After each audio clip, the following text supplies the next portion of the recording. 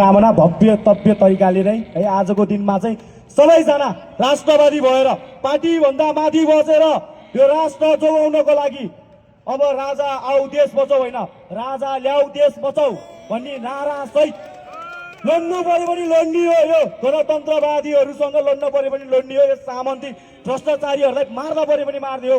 हाम्रो धर्म के हो? राष्ट्रको निमित्त कसैले राष्ट्रलाई गलत नजरले हेर्छ भने त्यसको गला चिनाल्ने हाम्रो धर्म हो। त्यो गर्न पर्यो भने हामी पछाडि पर्नु हुँदैन।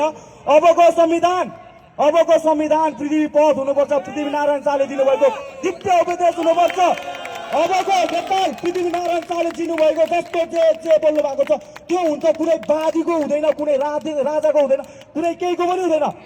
मात्र के को हुन्छ? पृथ्वी पथको हुन्छ।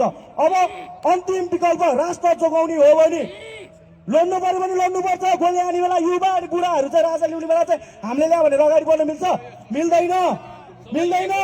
सबैजना एक किता, को राप्रभा, को के वादी, को के शक्ति, कोही केही हुँदैन। सबै नेपालवादी हुने हो, सबै राष्ट्रवादी हुने हो, सबै पृथ्वी पथवादी हुने हो। अब यो देश कसको? सर्वप्रथम चाहिँ सबैले बुझ्नुपर्छ यो देश कसैको बाउको वीरता होइन। यो देश पृथ्वी नारायण शाहको वीरता हो।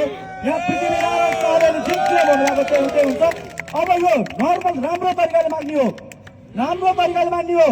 संविधान राम्रो तरिकाले हामीले न्याय मागेर हिँडिरहेको छौँ। आजसम्म न्याय पाएको छैन।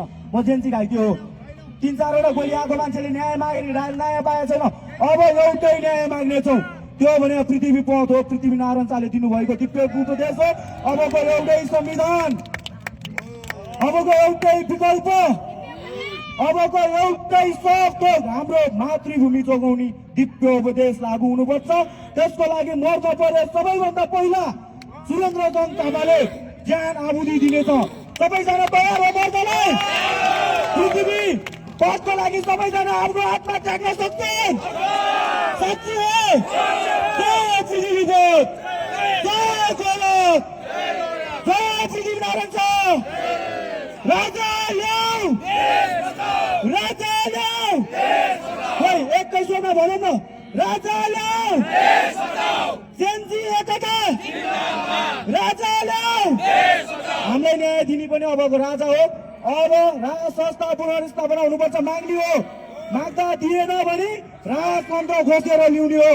व्यवस्था परिवर्तन जस्तो कुरा मागेर पाउँदैन होइन। यो देश प्रयोगशाला होइन। व्यवस्था परिवर्तन जस्तो कुरा यो देशको इतिहास मागेर पाइँदैन। खोज्नुपर्छ, खोज्नुलाई लड्नुपर्छ। हाम्रो धर्म के हो? हाम्रो धर्म भने राज्य जोगाउने हो। आज राज्य सङ्कटमा परेको बेलामा हामी यो वादी र त्यो वादीबाट जुट्ने होइन, एकता गर्ने हो, सब एकजुट हुने हो।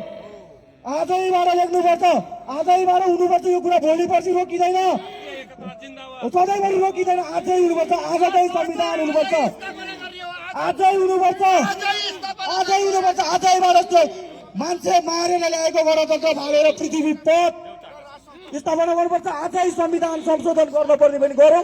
त्यो संविधान चाहिँ पृथ्वीनारायण शाहले दिनुभएको दिव्य उपदेश हुनै पर्छ। यति भन्दै मैले 2-4 शब्द यहाँ राखौँ। राष्ट्रिय एकता, पृथ्वीनारायण शाह, पृथ्वी पथ, अबको संविधान पृथ्वी पथ।